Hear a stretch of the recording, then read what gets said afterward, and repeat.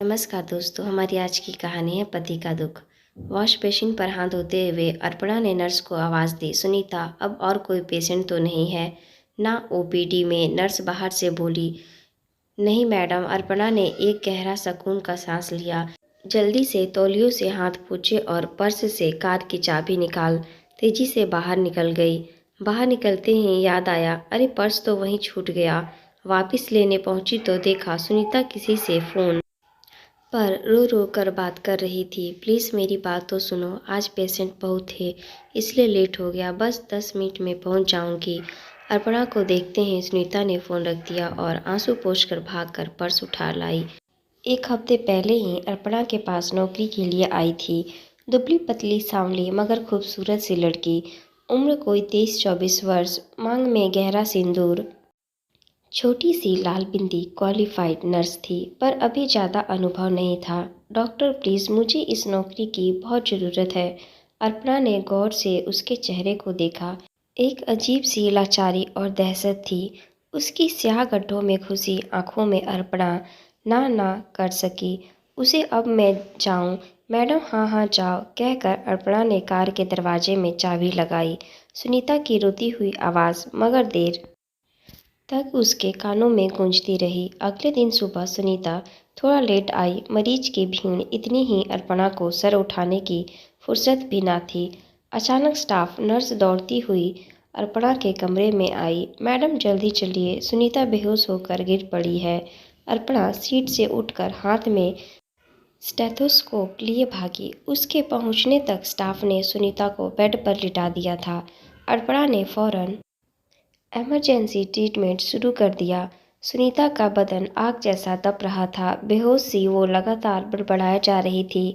मार दिया मैंने उसे, ख़त्म कर दिया। अर्पणा ने उसे कुछ इंजेक्शन दिए और स्टाफ को कहा, ठीक है, सब कंट्रोल में है, तुम लोग जाओ अपनी अपनी ड्यूटी पर। सुनीता के पूरे बदन पर कई चोटें दिख रही थीं। अर्पणा को कुछ ठीक नहीं लग रहा था, पर जब तक सुनीता होश में ना आए तब तक पता करना भी मुश्किल था। यह तो पक्का था कि किसी ने उसे बेरहमी से पीटा था। मैडम, पेशेंट की भीड़ बहुत होती जा रही है, आप आ रहे हैं या? हाँ हाँ चलो। ड्यूटी डॉक्टर को कुछ हिदायत देकर अर्पणा चली गई। कुछ घंटे बाद ड्यूटी डॉक्टर ने अर्पणा को आकर बताया कि सुनीता को होश आ गया है। ओह ओके, तुम चलो, मैं आती हूँ। केस फाइल वगैरह सब ठीक से तैयार कर लो, मेडिको लीगल केस बनेगा। शायद। अर्पणा को देखते ही सुनीता चीख चीख कर रोने लगी। मैडम, मैंने उसे मार दिया, मुझे बचा लो मैडम। अर्पणा उसके पास बेड पर बैठ गई और प्यार से उसका हाथ पकड़कर बोली, मैं हूं ना, तुम बिल्कुल चिंता ना करो। बताओ तो, लेकिन हुआ क्या? सुनीता ने धीरे धीरे सब गिरहें खोलनी शुरू की। उसकी माँ एक सेक्स वर्कर थी, दिल्ली के कश्मीरी बाजार में उसका जन्म हुआ। रोज अपनी माँ को ना जाने कितने आदमियों के साथ देखती थी, ना जाने कौन उसमें से उसका पिता था।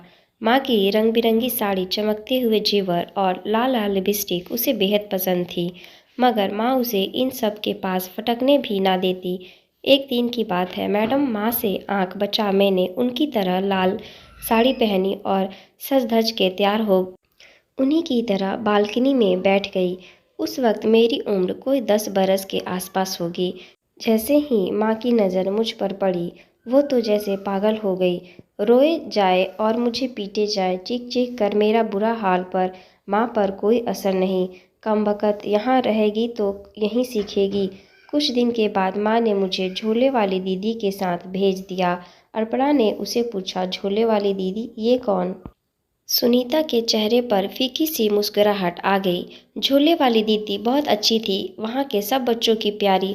हर वक्त उनके कंधे पर एक बैग लटकता रहता था जिसमें खूब सारी बच्चों की कहानियों की किताबें, छोटे छोटे खिलौने और कई तरह की टॉफ़ियाँ। बहुत अच्छी थी वो, हम सब बच्चों को हर शाम को घंटे पढ़ाने आती थी। वहाँ एक गहरी सांस ले सुनीता जाने कहाँ खो गई। अर्पणा ने उसका सर सहलाते हुए फिर पूछा, अच्छा, पर झोले वाली दीदी कहाँ ले गई तुम्हें? सुनीता ने उठने की कोशिश की पर दर्द से करा उठी। अर्पणा ने स्टाफ नर्स को इशारा किया, उसे सहारा दे कर बैठाने को कहा। अच्छा आगे तो बताओ। दीदी मुझे अपने घर ले गई, पास के स्कूल में दाखिला कर दिया। वो अकेली रहती थीं, सुबह ऑफिस में काम करती और शाम को पढ़ाती थीं।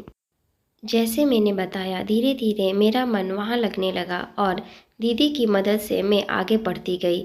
शुरू शुरू में तो माँ की बहुत याद आती थी। माँ हर हफ्ते मिलने भी आती, पर जैसे जैसे बड़ी होती गई माँ के पेशों से घृणा होने लगी। मुझे शर्म आने लगी कि वो मेरी माँ है। माँ जैसे समझने लगी मेरे मन की बात, धीरे धीरे माँ ने आना कम कर दिया। मैं भी अपनी ज़िंदगी में रम गई। 12वीं पास कर मुझे नर्सिंग कॉलेज में एडमिशन मिल गया। वहीं पर मेरी मुलाकात अजय से हुई। अजय कॉलेज में कैंटीन चलाता था।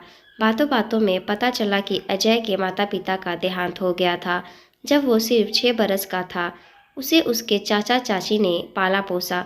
यह कैंटीन उसके चाचा ने ही उसे खुलवा कर दी थी। अक्सर वो अपने माँ पिता की बात कर भावुक हो उठता। धीरे धीरे मुझे उससे हमदर्दी होने लगी। मैंने भी उसे अपनी सारी कहानी सच सच बता दी। इस तरह हम नज़दीक आते गए और फिर जिस दिन मेरा कोर्स ख़त्म हुआ उसने शादी का प्रस्ताव रख दिया। मना करने की कोई वजह ना थी। मैं तो यह सोचकर ही खुश थी कि सब कुछ जानने के बावजूद भी कोई मुझसे शादी करना चाहता है। हमने कोर्ट में शादी कर ली और दीदी के घर से विदा हो मैं सुनहरे सपने संजोए एक नई जिंदगी की ओर चल पड़ी। अजय के घर पहुंची तो थोड़ा अटपटा लगा। 5 फीट की तंग अंधेरी सी गली, जहां शायद कभी सूरज झांका भी ना हो। दूसरी मंजिल पर एक 10 बाई 12 का कमरा, एक 2.5 फुट की रसोई और बाथरूम, ऐसा कि दरवाज़ा बंद करने के लिए दीवार से सटना पड़ता था। एक बार मन में आया भी कि उससे पूछूं कि कैंटीन से क्या इतनी भी कमाई ना थी कि एक ठीक ठाक कमरा ले सके। फिर सोचा शायद अकेला ही था। अब तक तो सोचा ही ना होगा। कोई नहीं, जब मुझे भी नौकरी मिल जाएगी तो कमाई बढ़ जाएगी, तब अच्छा घर ले लेंगे। मैंने धीमे धीमे घर संभालना शुरू किया। घर के काम काज निपटा फिर मैं नौकरी की तलाश में निकल पड़ी। 1 महीना गुजर गया। अभी तक अजय ने मुझे कोई पैसा नहीं दिए थे खर्च के लिए। शादी के समय दीदी ने कुछ पैसे शगुन के तौर पर दिए थे, वही चल रहे थे। अर्पणा ने पूछा, क्यों? तुम तो खुद जानती थी कि उसकी कैंटीन अच्छी चलती है, फिर कभी सवाल क्यों नहीं किया? मुझे लगा कि शायद उसे बुरा लगे कि आते ही मैंने सवाल जवाब शुरू कर दिए। ना जाने क्यों हर वक्त मुझे लगता था कि उसने मुझसे शादी कर मुझ पर बहुत एहसान किया है, वरना मुझ जैसी से कौन शादी करता। एक वेश्या की बेटी जिसे पता तक ना था उसका बाप कौन था। अर्पणा ने देखा कि कुछ थकान सी आ गई है सुनीता के चेहरे पर। अच्छा, अब तुम थोड़ा रेस्ट कर लो, फिर आगे सुनेंगे, कहकर अर्पणा उठने लगी, पर सुनीता ने हाथ पकड़ बैठा दिया। नहीं मैडम, फिर पता नहीं वक्त मिले ना मिले आपसे बात करने का। अर्पणा फिर ना बोल पाई और वापस वही बैठ गई। ओके, मैं सुन रही हूँ, तुम बोलो। वक्त गुजरने लगा। शगुन के पैसे खत्म हो गए। मुझे कोई नौकरी भी नहीं मिल पा रही थी। नई फ्रेशर थी तो कोई रखना ही नहीं चाह रहा था। अजय का स्वभाव धीरे धीरे बदला हुआ लगने लगा मुझे। पैसे मांगती तो चिल्लाने लगता, कुछ पूछती तो जवाब नहीं देता। मैं फिर भी चुप रहती कि शायद कुछ काम की टेंशन होगी। फिर एक दिन मुझे पता चला कि यह कैंटीन उसकी थी ही नहीं, वो बस वहाँ काम करता था। ओ, ये किसने बताया तुम्हें? अर्पणा ने चौंक कर पूछा। खुद कैंटीन के मालिक ने, जब वो एक दिन अजय को ढूंढते हुए घर तक पहुंच गई। क्योंकि अजय कई दिन से काम पर नहीं आ रहा था। उस रात जब अजय घर आया तो मैंने हिम्मत कर पूछ ही लिया कि कैंटीन में कोई प्रॉब्लम तो नहीं है। बस मेरा ये पूछना था कि वो तो एकदम आग बबूला होकर गुस्से में चिल्लाने लगा, चीखते हुए कहने लगा कि तुम्हारी इतनी औकात हो गई कि मुझसे सवाल करो। मैंने तुम पर तरस खाकर शादी कर ली, वरना एक वेश्या की बेटी से कौन ब्याह करता? मन किया बोल दूं, झूठ तो नहीं बोला तुम्हारी तरह, पर चुप रह गई। उसके बाद तो रोज की यही कहानी होने लगी। धीरे धीरे मुझे पता चला कि अजय को ड्रग्स की आदत। तब मुझे समझ में आया कि उसके पैसे कहाँ जाते हैं। तो फिर तुमने क्या किया? जब पता चला तो क्या करती, कहाँ जाती? कोई था ही नहीं। दीदी भी किसी सोशल प्रोजेक्ट के लिए कुछ साल के लिए अमेरिका जा चुकी थी और माँ उनकी तो कई सालों से मैंने ही सुध ना ली थी, इसलिए सब जानकर भी चुप रह गई। जो थोड़े बहुत गहने शादी के समय माँ ने दीदी को भिजवाए थे, बस वही थे मेरे पास। उन्हीं को बेचकर कुछ दिन काम चलाया। कितने पैसे तो वो ऐसे ही छीन ले जाता, नहीं देती तो मार पीट के ले जाता। पर तुम तो खुद कमा कर खा सकती थी, छोड़कर भाग जाना चाहिए था। अर्पणा गुस्से से बोली। कई बार सोचा, मगर फिर लगता कि और कोई तो है ही नहीं, मेरा जैसा भी है, पति तो है। बस यही सोचकर चुप रह जाती। जिस माँ को मैंने नीचा समझा, कभी पूछा नहीं था, आज उसी की दी हुई अमानत मेरे काम आ रही थी। मगर ये पैसे भी कितने दिन चलते, खत्म होते देर ना लगी। पैसे ना दो तो मार खाओ, और पैसे दूँ तो कहाँ से? अपने स्वार्थ की खातिर जब उसी नीच माँ को ढूंढने पहुंची तो पता चला माँ अब नहीं रही। बहुत रोई उस दिन मैं, पश्चाताप के आंसू आज तक नहीं थमे। कहते कहते सुनीता का गला रुंध गया और वो रुक गई। अर्पणा ने उसे पानी का गिलास दिया और फिर बोला, अच्छा कल रात क्या हुआ था? मैडम, कल रात तो सब हद पार कर दी उसने। आपने फ़ोन पर रोते सुना था ना मुझे? अजय का ही फ़ोन था। लेट होने की वजह से नाराज़ होकर खूब गाली गलौज कर रहा था।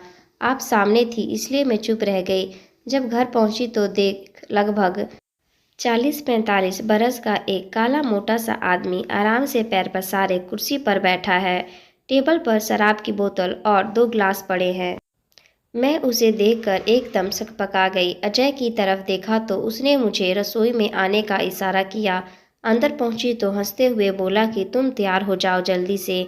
मैं हैरान सी उसका मुंह ताकने लगी और पूछा, कहाँ जा रहे हैं हम? उसने बोला, वहीं जहाँ से तुम आई हो। मैं फिर भी नहीं समझ पाई और उसका मुंह ताकने लगी।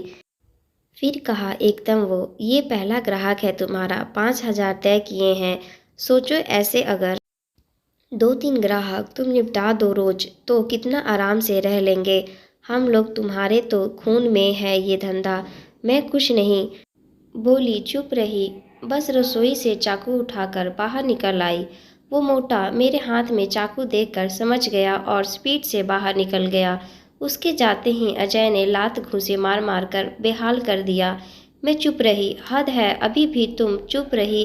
पागल हो क्या? अर्पणा गुस्से से लगभग चीख पड़ी। हाँ मैडम, मैं चुप रही। वो मार मार कर थक गया और लुढ़क गया वहीं जमीन पर। मैंने जमीन पर गिरा हुआ चाकू उठाया और बारंबार लगातार घोंप दिया उसके शरीर में। जितने घाव उसने आज तक मुझे दिए उसका हिसाब चुकता कर दिया। सुनीता फिर पागल की तरह चिल्लाने लगी। मार दिया मैंने उसे, चुप रही, पर मार दिया, और मार कर भी चुप रही। अर्पणा ने उसे गले लगाकर शांत किया और स्टाफ नर्स को जल्द से इंजेक्शन देने के लिए कहा। अर्पणा वहीं बैठी रही तब तक जब तक सुनीता इंजेक्शन के असर से सो नहीं गई।